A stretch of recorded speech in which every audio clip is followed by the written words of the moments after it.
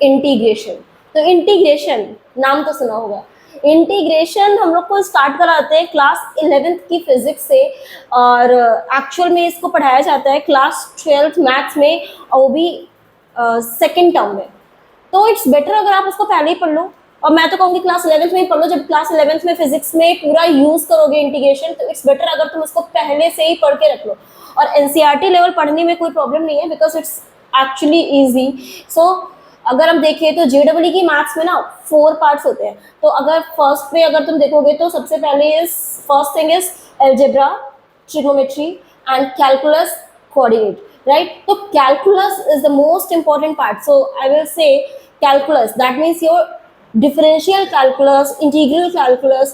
So integration and differentiation is something which is very very important for your mathematics. So अगर हम देखेंगे तो फिर बुक में एनसीईआरटी में दिया it was started by Leibniz और some mathematician.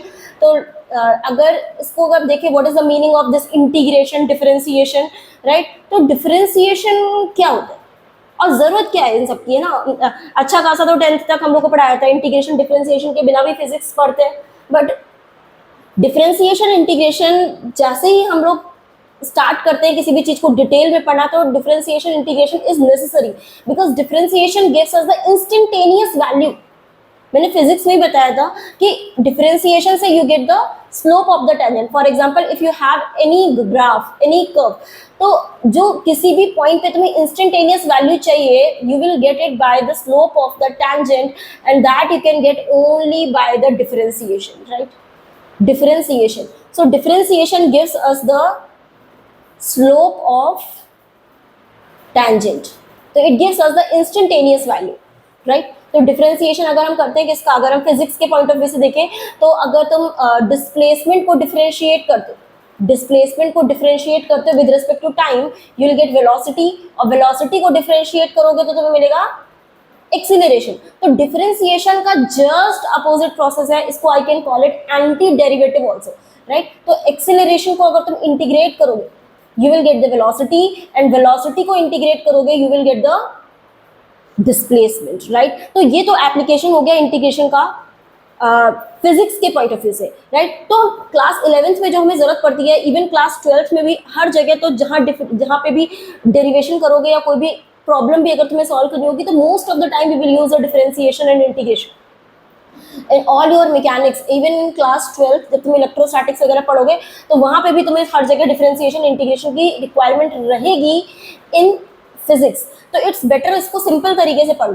So without any delay I will start my topic. तो अगर मैं इसमें देखती हूँ स्टार्ट विद द इंट्रोडक्शन, तो I think introduction is sufficient this much कि it's very very important. And next यहाँ पे बात होती है this is called anti derivative. तो what is the meaning of anti derivative? तो मैं इसको तुम्हें डिफरेंशिएशन के पॉइंट ऑफ व्यू से बताऊँ, तो पहले मैं डिफरेंशिएशन बता देती हूँ। तो डिफरेंशिएशन तुम लोग को मैंने थोड़ा सा बताया भी था, एक छोटा सा वीडियो बनाया था जिसमें डिफरेंशिएशन आई थिंक तुम लोगों ने 11th में पढ़ाया, तो आता भी होगा, बेसिक वाला अगर देख लो।